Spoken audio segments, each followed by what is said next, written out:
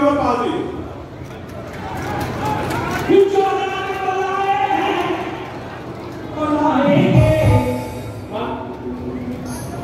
माननीय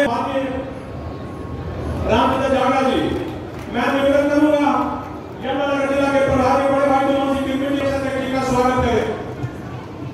मैं निवेदन करूंगा अपने यमुनानगर जिला के अध्यक्ष श्री राजेश सप्रा जी से कि मोमेंटो देकर के माननीय प्रदेश अध्यक्ष जी का यहाँ पहुंचने पर अभिनंदन करें, स्वागत करें, आभार प्रकट करें। एक बार जोरदार तालियों से सब लोग स्वागत करेंगे। डॉक्टर निकलाल जी का सम्मान करें। मैं निवेदन करूंगा कि आप पुष्प देकर पक्षमा के सम्मानीय अध्यक्ष अजय शर्मा जी से कि आप सम्मानीय अध्यक्ष अनिश बदौरा जी से कि आप भी हरियाणा सरकार में शिक्षा भवन मंत्री चौधरी कंवरपाल जी को पुष्प देकर स्वागत करेंगे।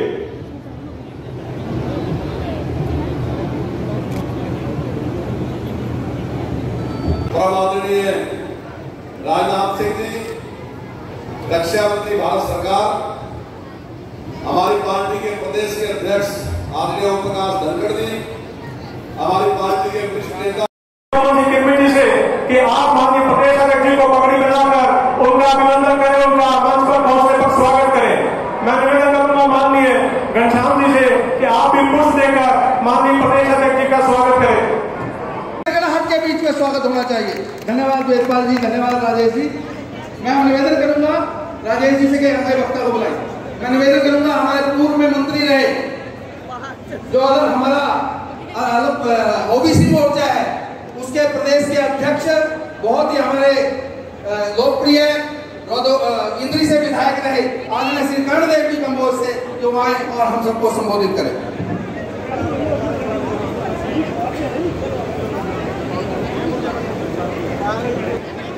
आज हम उसी देश की जय बोलने में संकोच करते हैं जो एक बार जोरदार मुट्ठी ऊपर उठा करके जोरदार एक जय घोष लगाएंगे। भारत माता की बहुत बहुत धन्यवाद। दूसरी बार विधायक बने आदरणीय असीम गोयल जी और भारत की सबसे बड़ी पंचायत के अंदर जो 9 साल की एक छोटी सी झलक इसके अंदर दिखाई गई है। हमारे बीच में पहुंचे हैं यमुनानगर के विधायक, बहुत ही लोकप्रिय, यहाँ के लोगों के दिलों की धड़कन आदरणीय श्री घनश्याम दास जी। मैं वरिंदर गर्ग जी से निवेदन करूंगा कि उनको पुष्प गुच्छ देकर के यहाँ पहुंचने पर उनका स्वागत करें। आदरणीय श्री घनश्याम दास जी, एक बार जोरदार तालियों से हम लोग स्वागत करें।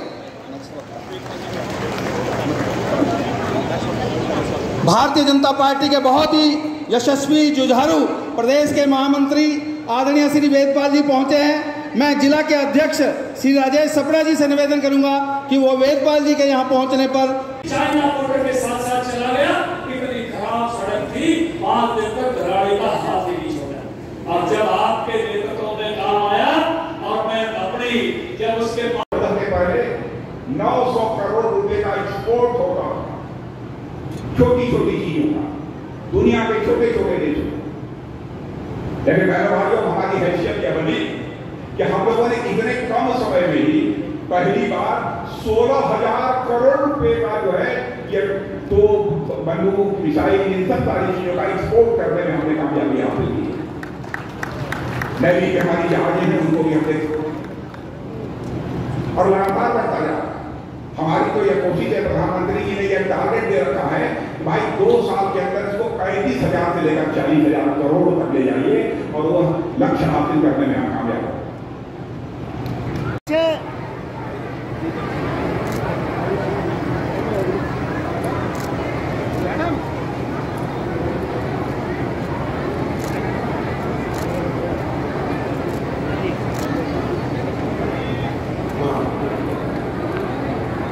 श्रीमान राजनाथ सिंह जी यमुनानगर जगाधरी में आए, मैं मन की गहराई से आपका धन्यवाद करता हूं और आप सभी श्रोता भी बहुत बड़ी संख्या में आए, आपका भी वंदन, अभिनंदन और धन्यवाद। और श्री प्रदीप कुमार जी नववर्षों में रोजगार के मामले में भी कई काम किया। लोग ये कहते हैं साहब इसके पहले 15 वर्षों में जितने नौजवानों को रोजगार नहीं मिले उससे अधिक 9 वर्षों के अंदर 8.5 लाख इस हरियाणा की सरकार ने नौजवानों को रोजगार मुहैया कराया। लेकिन क्या यदि आपको रोजगार मिला है तो आपको एक भी पैसा खर्च करना पड़ा है? एक भी पैसा खर्चा करना पड़ा है? दूसरी सरकारों में इस सरकारों में सबसे बड़ा अंतर में रहना पड़ा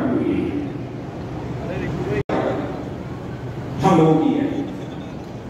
इसलिए मैं आप सभी यही निवेदन करना चाहता हूं कि मेरे बहन भाइयों, आप सबका भरपूर समर्थन भारतीय जनता पार्टी को प्राप्त होना चाहिए और 9 वर्ष का कार्यकाल जो हमारे प्रधानमंत्री का पूरा हुआ है, आगे भी उनके नेतृत्व में यह देश ऐसे ही काम करता है और यह देश आगे बढ़ता है। यह ऐसा आशीर्वाद आप लोगों के द्वारा चाहिए। इसी अपेक्षा के साथ आप सबके बीच में अपने विचार व्यक्त करने के लिए खड़ा हुआ है। पुनः एक बार शीश झुकाकर आप सभी का अभिनंदन करते हुए, आप सभी का स्वागत करते हुए अपना निवेदन उत्तर प्रदेश और हिमाचल प्रदेश से सटे हुए इस इलाके को मैं मानता हूं कि विशेष रूप से यमुना जी का आशीर्वाद प्राप्त है मेरे भाई। जब भी मुझे हरियाणा आने का अवसर मिलता है तो मैं सच बताऊं कि मुझे बेहद खुशी होती है और शायद बेहद खुशी इसलिए भी होती है कि मैं भी किसान परिवार का ही किसान परिवार में मैं पैदा हुआ हूं। मेरी भी आप जैसे ही खेती बाड़ी होती थी, मेरा भी कोई दूसरा व्यवसाय नहीं था। शायद एक किसान परिवार से होने के नाते और दूसरा इसलिए यह हरियाणा की धरती ऐसी धरती है और हिमाचल प्रदेश इसके बगल। मुझे याद है लंबे अरसे के बाद इस स्थान पर किसी सार्वजनिक सभा को संबोधित करने के लिए आप सबके साथ देखा होगा। शायद बहुत पहले कभी मेरा आना इसी क्षेत्र में कहीं हुआ था। शायद इस स्थान पर तो मैं पहली बार आया, लेकिन जिस गर्मजोशी के साथ आप लोगों ने हम लोगों का स्वागत किया है, अभिनंदन किया है, मैं यह मानता हूं कि भारत की परंपरा है और शिष्टाचार का तकादा भी स्वागत, अभिनंदन, सलाम दुआ कर यह कथा नहीं होना चाहिए। इसलिए मैं भी अपनी तरफ से शीश झुकाकर आप सभी बहनों भाइयों का हार्दिक अभिनंदन करता हूं, आप सभी का मैं स्वागत करता हूं।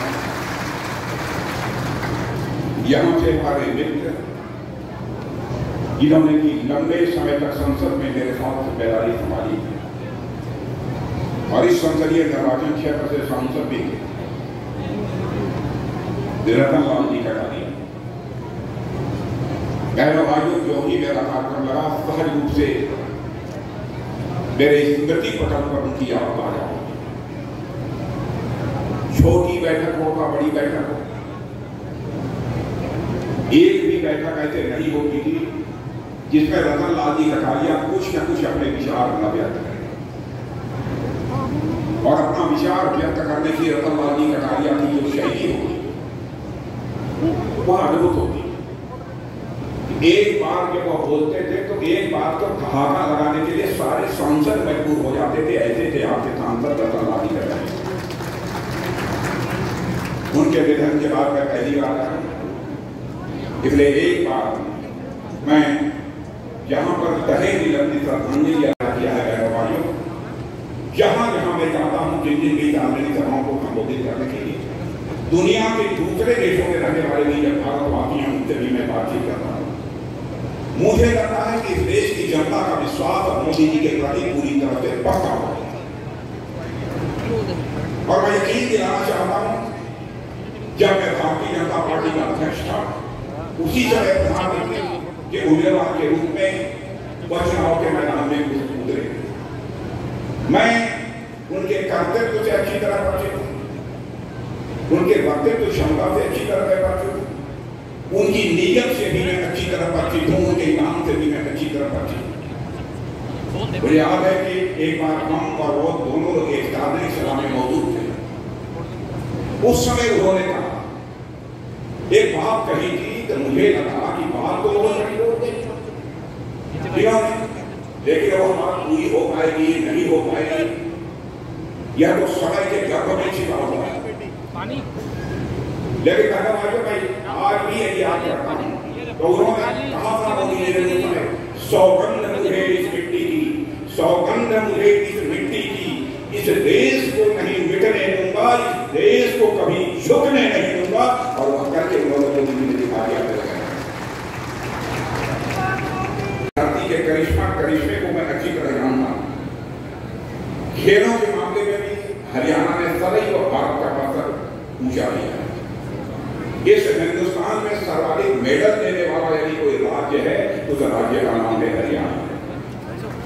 और जहां तक मुझे याद है, यदि मैं भूल नहीं रहा हूं, तो भारत को पहला ओलंपिक मेडल दिलाने वाली जो कर्णम नरेश्वरी थी, बताया जाता है कि उनकी भी यमुनानगर यह कर्मभूमि रही।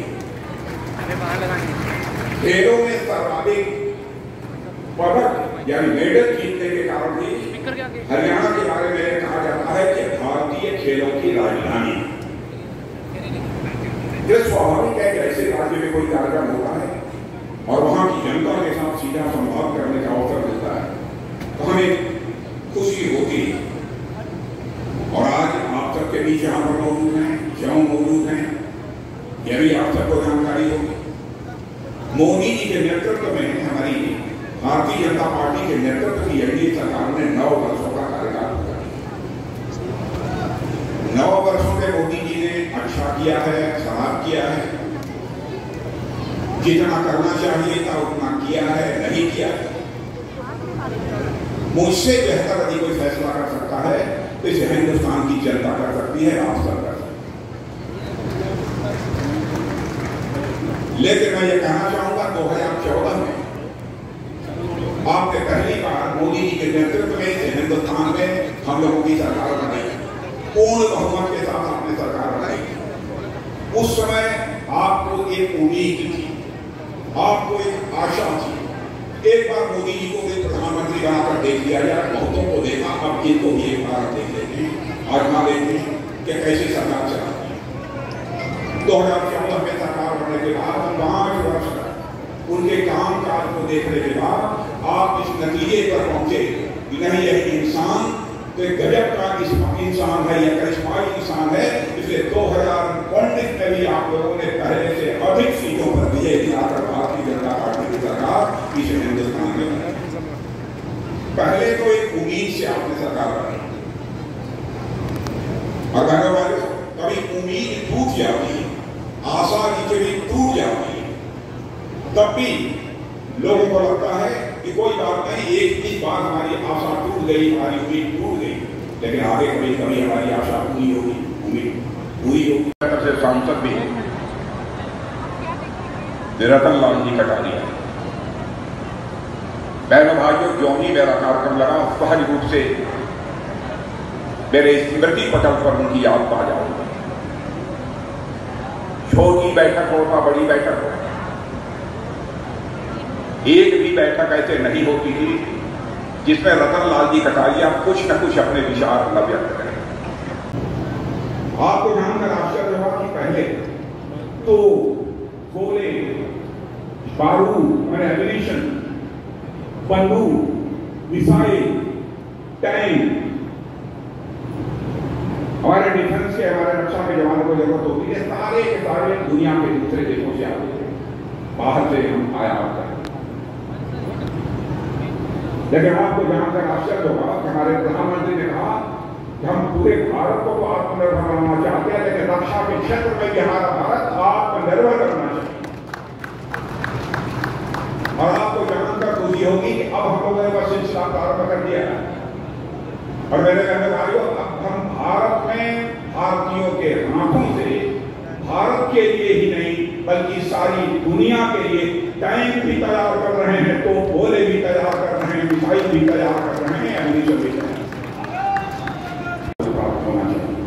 खाद पर भी मैं दावे के साथ कह सकता हूं, कभी हमारी कैबिनेट ने फैसला किया, जितनी सब्सिडी हम लोग दे रहे हैं उतनी सब्सिडी शायद दूसरी सरकार रहती तो खाद पर भी उतनी सब्सिडी देने की हिम्मत नहीं करता, लेकिन हम लोग अपनी सब्सिडी देने मुहैया कराने का भी काम करा। मिनिमम सपोर्ट प्राइस इस हरियाणा में मुझे बताया गया कि 14 फसलों की दी जा रही, 14 फसलों की। और बहनों भाइयों, लगातार हम लोग मिनिमम सपोर्ट प्राइस बढ़ा रहे हैं, लगातार मिनिमम सपोर्ट प्राइस बढ़ा रहे हैं। और जितनी खेती में लागत लगती है, कोशिश यही हम लोगों की रही है कि लागत का कम से कम 1.5 गुना हमारे किसानों को प्राप्त होना चाहिए। इसी सोच के आधार पर ही हम लोग जब भी एमएसपी निर्धारित करते हैं तो इस बात का बराबर हम लोग ध्यान रखते हैं और हम लोगों ने एमएसपी बढ़ाई। सिंचाई अधिक से अधिक खेतों की हो सके, इसके लिए भी कई योजनाएं हमारी सरकार ने प्रारंभ की है। कई ऐसी योजनाएं कितने लोग प्रभावित थे, इधर के लोग कोविड कोरोना काफी लोग प्रभावित। मेरे बहनों भाइयों, आपको जानकर आश्चर्य होगा कि उस समय कोरोना का जो वैक्सीन होती थी, टीका, वो भारत में नहीं बनता। ये हुआ कि क्या किया, तो उस समय हमारे प्रधानमंत्री ने हैदराबाद जाकर हमारे वैज्ञानिकों का मनोबल ऊंचा किया और यह कहा कि नहीं, आप लोग संकल्प लीजिए और इस कोरोना के टीके का निर्माण इस भारत में ही होना चाहिए।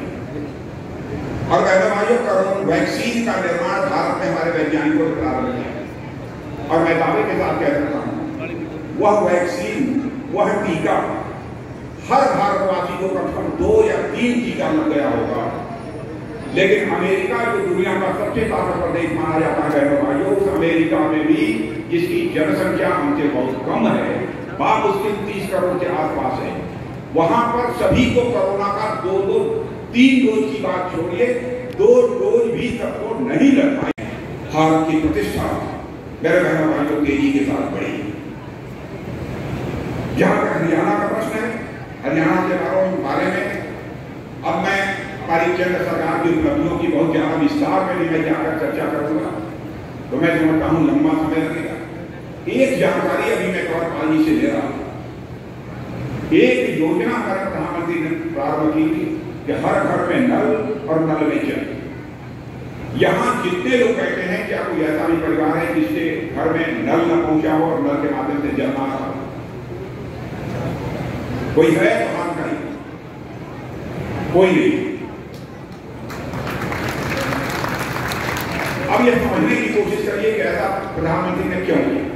वो इसलिए किया जब वह देखते थे हमारे गरीब परिवारों की माताएं बहनें यदि पास पड़ोस में कहीं पर पानी नहीं मिलता था तो घड़े पर भरा हुआ जल से भरा हुआ घड़ा लेकर से चलकर अपने घरों में जल लेकर आती थी। तब उन्होंने संकल्प लिया जब इस तरीके से हर ही गरीब परिवार के हमारी वो माताएं बहनें हैं, उनके लिए भी हमारे दिल में वही सम्मान और वही इज्जत है जो अन्य सभी की है। तो उन्होंने कहा कि अब हिंदुस्तान का कोई भी घर नहीं बचेगा जिस घर में नल नहीं होगा और नल के माध्यम से जल नहीं होगा।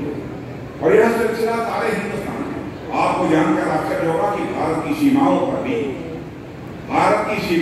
भी आप चले जाइए, वहां पर भी आपको हर घर में नल मिलेगा और हर घर में जल। मैं आपसे एक भी पूछना चाहता हूं, दुनिया जहां भी जाते हैं तो कहते हैं यहाँ नफरत की बाजार है, नफरत की बाजार में वह मोहब्बत की दुकान लगाए हैं। मैं आपसे पूछना चाहता हूं कि यहाँ आपके हरियाणा में कहीं नफरत की बाजार है? आप बताइए नफरत की बाजार है कहीं? यहाँ आवाज देकर बताइए नफरत की बाजार है कि नहीं? हाथ मत दिलाइए, तब तो हम उनकी मोहब्बत की दुकान नहीं लगने पाएगी। क्या मोहब्बत यदि किसी के दिल में है तो उन्हीं के दिल में और हिंदुस्तान में और किसी के दिल में नहीं। कहां नफरत? क्या हमारे प्रधानमंत्री ने शौचालय बनाते थे तो यह देखा कि कौन हिंदू है, कौन मुसलमान है, कौन ईसाई है? क्या यह देखा कि कौन किस जाति का है, कौन किस पंथ का है? क्या किसी के साथ कोई भेदभाव किया? किसानों को प्रधानमंत्री किसान सम्मान निधि के अंतर्गत सहायता देते समय क्या यह देखा कि कौन किस जाति का है, कौन किस पंथ का है, कौन किस मजहब का? लेकिन अनावश्यक देश की जनता को गुमराह करने के लिए अनाम सलाम की प्रकार की बातें हताशा निराशा में उन लोगों के द्वारा बहनों भाइयों बोली जाती है। आपको फैसला अभी हमारे मीटिंग कर रहे थे, हमारे प्रधानमंत्री की भारत में प्रतिष्ठा बढ़ी है। प्रधानमंत्री की प्रतिष्ठा तो बढ़ी है, वो इसलिए बढ़ी है बहनों भाइयों क्योंकि भारत की प्रतिष्ठा को बढ़ाने का काम हमारे प्रधानमंत्री ने किया है। भारत की प्रतिष्ठा को अंतर्राष्ट्रीय जगत में हमारे प्रधानमंत्री ने कराया है।